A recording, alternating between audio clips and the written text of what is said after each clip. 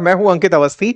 आप हैं मेरे साथ में ट्रंप के बारे में एक और चर्चा करने के लिए। चर्चा इस बार ये कि वो भारत पर थोड़े खिन्न हुए हैं। खिन्नता का कारण हम और आप हो सकता है ये तलाशें कि ये मित्रता उन्हें रास नहीं आई, इन दोनों के बीच में बैठा प्यार जो था वो नजर नहीं आया ट्रंप को। हो सकता है कि वो उससे चिढ़ गए हों।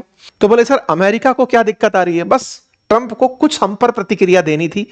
मैंने आपको बहुत बार पहले भी कहा है, उनके लिए कीवर्ड है इंडिया एंड पाकिस्तान। अगर उनका कोई भी न्यूज अखबार में काफी दिनों से नहीं आया है या फिर ज्यादा मिलियन व्यू तक नहीं पहुंचा है, तो वो जिस तरह से हमारी मीडिया में धर्म के नाम पर, हमारी मीडिया में भारत पाकिस्तान के नाम पर व्यू बटोरे जाते हैं, बिल्कुल वैसे ही अमेरिका को पता है, ट्रंप को पता है कि उनको अगर किसी तरह से अपनी न्यूज को प्रमोट करना है तो बस भारत का नाम ले दो, उनकी न्यूज ऑटोमेटिक हाइट पर चली जाएगी। क्योंकि दुनिया में सबसे ज्यादा संख्या में हम हैं, मतलब नंबर हमारे सबसे ज्यादा हैं, इंटरनेट यूजर हम बहुत बड़े वाले हैं, सोशल मीडिया पर तो हम मैक्सिमम टाइम पाए जाते हैं। हाल ही में गैलप द्वारा किए सर्वे से पता चलता है कि ट्रंप का जो अप्रूवल रेट है वो 36% आ गया। यानी 36% लोग ही ट्रंप को पसंद कर रहे हैं और 60% लोग इन्हें डिसअप्रूव कर रहे हैं कि नहीं, हमें आप पसंद नहीं हो।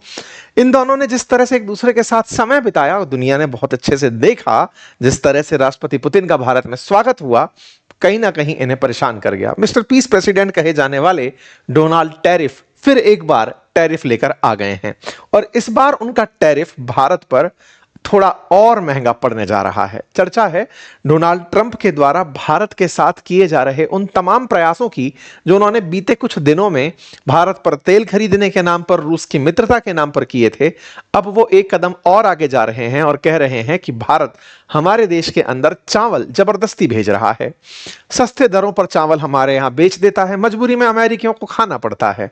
ऐसे में हम चावल खरीदने पर टैरिफ लगाएंगे और इसे वो डंपिंग में कंसीडर करेंगे। अब ये क्या होती है डंपिंग, चावल पर टैरिफ की क्या है कहानी, आज के सेशन में हमें है आपको बतानी। किस तरह से ट्रंप ने भारत का नाम लेकर के खुद के किसानों को $12 बिलियन की सहायता राशि अनाउंस कर दी, आज के सेशन में उसका भी जिक्र होगा। साथियों, हाल ही में अमेरिकी राष्ट्रपति ने चावल के नाम पर जो भारत पर गुस्सा निकाला, उससे हम लोगों ने रिलेट यही किया कि पहले कुछ कह नहीं पाए तो चलो फाइनली अब गुस्सा निकाल लेते हैं और उस गुस्से में डंपिंग नाम का एक नया शब्द भी डाल देते हैं कि यूएस के पास में खुद भी एक्सपोर्ट करने की क्वालिटी का चावल है, लेकिन फिर भी शिकायत कर रहे हैं कि अमेरिका में भारत चावल डंप कर रहा है, इसलिए अमेरिका को चावल, किसानों को कीमत दिलाने में दिक्कत हो रही है। बड़ा गजब का मामला है। अमेरिका खुद एक राइस एक्सपोर्टर है, फिर भी उसे इंडिया से राइस खरीदने हैं। उसे शिकायत इस बात पर है कि भारत का राइस अमेरिका में क्यों बिक रहा है, जबकि अमेरिका खुद चावल एक्सपोर्ट करता है। तो आप पूछेंगे कि खुद एक्सपोर्ट करता है तो भारत से खरीदता क्यों है? मैंने जैसा शुरुआत में बताया कि भारत के राइस की एक विशेष खुशबू है जिसे खाने के लिए लोग मतलब उत्साहित रहते हैं। वो भारत से मंगाया जाने वाला बासमती राइस है और अमेरिका में बड़ी संख्या में जो एशियंस रहते हैं वो भारत का बासमती राइस पसंद करते हैं, इसीलिए हमारा राइस अमेरिका में भर भर के बेचा जाता है। ठीक है, केवल अमेरिका में ही नहीं, दुनिया के 172 देश ऐसे हैं जहां भारत अपना चावल बेचता है। और तो और अमेरिका हमारा लार्जेस्ट एक्सपोर्टिंग कंट्री नहीं है जिसको हम सबसे ज्यादा बेचते हैं। हम सबसे ज्यादा जो अपना राइस बेचते हैं बासमती, वो सऊदी अरब को बेचते हैं। हमारा जो एक्सपोर्ट बासमती और नॉन बासमती का है वो साल दर साल बढ़ता जा रहा है। राइस की अगर हम वैल्यू की बात करें तो $12.5 बिलियन का हम राइस एक्सपोर्ट करते हैं। ये आपके सामने एक फिगर है। 2024-25 में हमने $12.5 बिलियन का राइस एक्सपोर्ट किया है। साथ ही साथ हम जो इसको सबसे ज्यादा राइस एक्सपोर्ट करते हैं उसमें सऊदी अरब का नाम आता है। ऐसे में इन्होंने बस भारत का नाम ले दिया। मैं आपके सामने कुछ फिगर रखता हूं। सऊदी अरेबिया भारत का लार्जेस्ट इंपोर्टर है राइस परचेज करने में। 11.73 जो एमटी है, मेट्रिक टन जो है, वो हम लाख मेट्रिक टन हमसे राइस इंपोर्ट करता है। उसके बाद इराक हमसे इंपोर्ट करता है, फिर ईरान हमसे करता है। टॉप 10 की अगर बात करें तो फिर इसके बाद यमन आता है, फिर यूएई आता है, छठे नंबर पर जाकर यूएस आता है जो हमसे राइस इंपोर्ट करता है। लेकिन दिक्कत किसको हो रही है? अमेरिका को हो रही है। और एक इंटरेस्टिंग फैक्ट मैं आपको बताता हूं, अमेरिका जो हमसे राइस इंपोर्ट करता है वो जितना हम दुनिया को बेचते हैं उसका मात्र 3% है।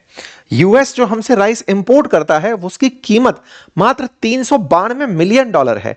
भारत $12.5 बिलियन का चावल एक्सपोर्ट करता है दुनिया भर में, उसमें से 3% कुल मात्रा में वो अमेरिका को एक्सपोर्ट करता है। 3% में भी 86% यहां पर जो चावल मंगाया जाता है वो प्रीमियम बासमती राइस मंगाया जाता है। अर्थात अमेरिका खुद एक्सपोर्टर है राइस का, लेकिन भारत के चावल की विशेष मांग है। ट्रंप के दिमाग की आप अंदाजा इससे लगा सकते हैं कि इस पर टैरिफ भी लग जाएगा तो भी लोग इसको मंगा के खाएंगे, क्योंकि वो ऑलरेडी प्रीमियम राइस है। प्रीमियम राइस प्रीमियम लोग पसंद कर रहे हैं और उन्हें इसे अतिरिक्त टैरिफ पर भी खरीदना पसंद है। यही कारण है कि दुनिया में जहां बासमती बिकता है वहां पर ओवरऑल हमारे देश का जो राइस है उसका इंपोर्टर यूएस 6 नंबर पर आता है, लेकिन बासमती के मामले में यूएस 4th नंबर पर आता है। और जो टोटल हम लोग राइस बेचते हैं उसका 86%, मतलब अमेरिका को अगर हम 100 किलो राइस बेच रहे हैं तो उसमें वो 86% बासमती मंगाता है कि हमें वो वाला राइस बेचना। अब ट्रंप को समझने वाली बात यह है कि जब खुद चावल आप पैदा करके बेचते हो तो लोग आपका राइस नहीं खाते। नंबर दूसरा, साधारण राइस भी नहीं मंगवाते वो भारत से, वो मंगवाते हैं तो बासमती जो यहां का उच्च क्वालिटी का राइस है। ऐसे में अगर आप महंगा कर भी देते हैं, भारत पर टैरिफ लगा करके चावल को महंगा कर देते हैं, तो वो अल्टीमेटली टैरिफ लगने से अमेरिकियों को ये राइस और महंगा पड़ेगा। तब भी अमेरिकी इसे खरीदेंगे। क्यों खरीदेंगे? क्योंकि आंकड़े बताते हैं कि उन्हें आपका नहीं खाना है। मतलब आपके सामने ये फिगर्स अपने आप में बताते हैं कि भारत ने 392 मिलियन डॉलर का राइस एक्सपोर्ट किया था। हमारे कुल राइस एक्सपोर्ट का वो 3% था मात्रा के हिसाब से, और यूएस ऑलरेडी हमारे राइस पर 53% टैरिफ लगाता है। राइस पर 53% टैरिफ को इस तरह से समझिए कि भारत पर टैरिफ ओरिजिनली 25% थे, 25% हम पर रूसी मित्रता का टैरिफ लगाना पड़ा। उसके अलावा भी हम इस पर ऑलरेडी बड़ा टैरिफ देते हैं, मतलब ये साधारण से अधिक टैरिफ है राइस पर जो हम देते हैं, फिर भी अमेरिकी हमसे राइस खरीद कर खाते हैं। ये नुकसान किसका है? हमारे लिए ये बड़ा नुकसान नहीं हो सकता। क्यों नहीं हो सकता? क्योंकि हमारी कुल मात्रा में ये 3% है, लेकिन ये अमेरिकियों के लिए नुकसानदायक हो सकता है, क्योंकि बढ़ा हुआ टैरिफ वहां के लोगों का कंजप्शन महंगा कर देगा।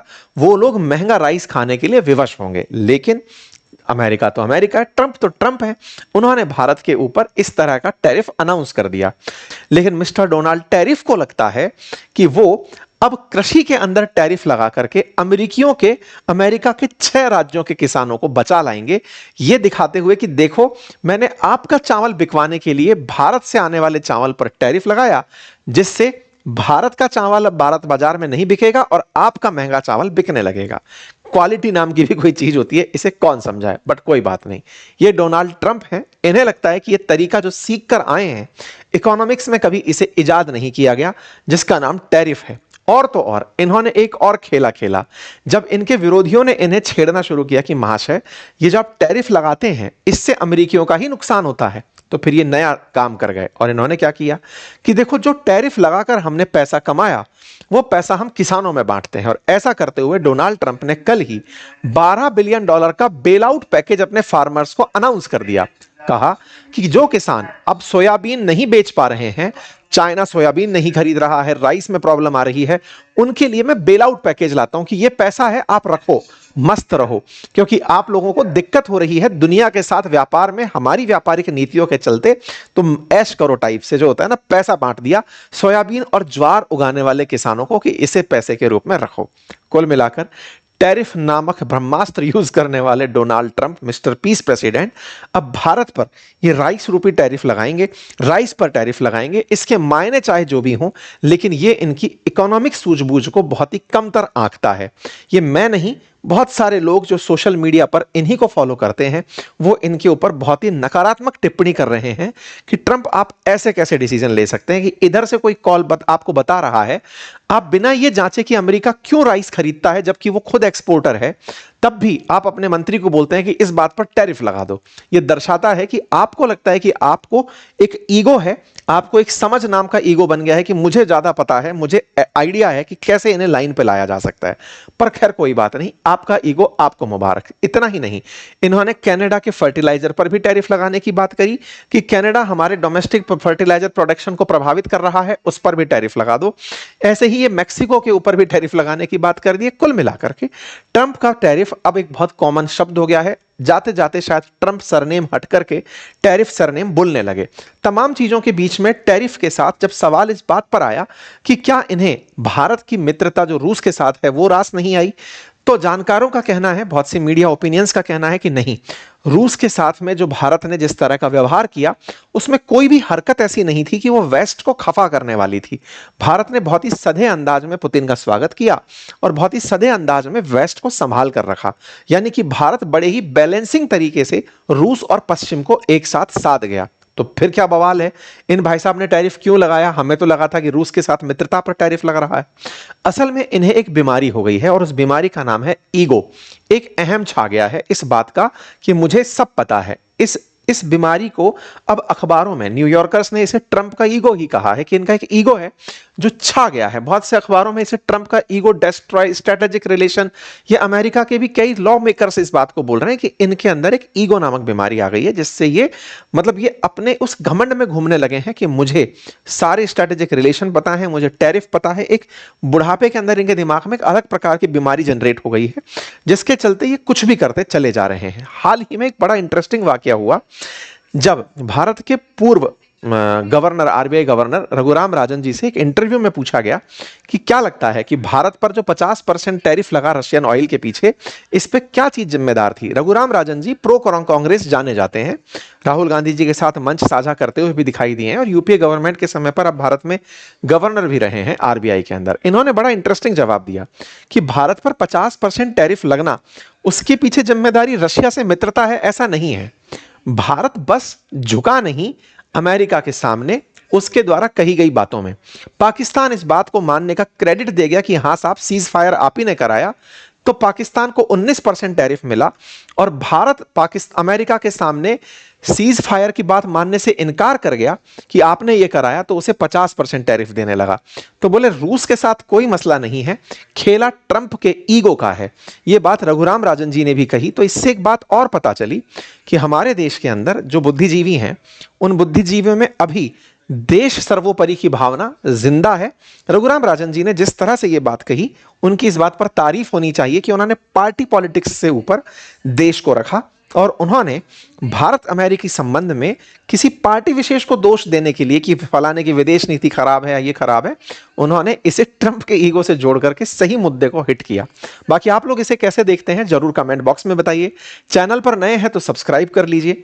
हालांकि फिलहाल इस घटना से हमारे देश के स्टॉक्स में, जो कि चावल जैसे कृषि उत्पाद एक्सपोर्ट करते हैं, उनके प्राइसेस में थोड़ी गिरावट देखने को जरूर मिली है, लेकिन ये मोमेंटरी है। फिर से ये वापस रिलीफ की तरफ लौटेगी, क्योंकि 3% हम एक्सपोर्ट राइस का अमेरिका को करते हैं कुल ग्लोबल एक्सपोर्ट का, तो इसकी वजह से मेजर असर पड़ने की उम्मीद नहीं जताई जा रही।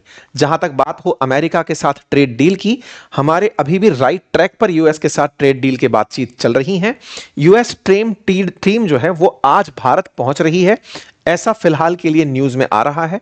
तो ट्रेड डील ऑलरेडी उस पर चल रही है। उम्मीद की जाती है कि इस महीने के अंत तक भारत और अमेरिका की ट्रेड डील हो जाएगी।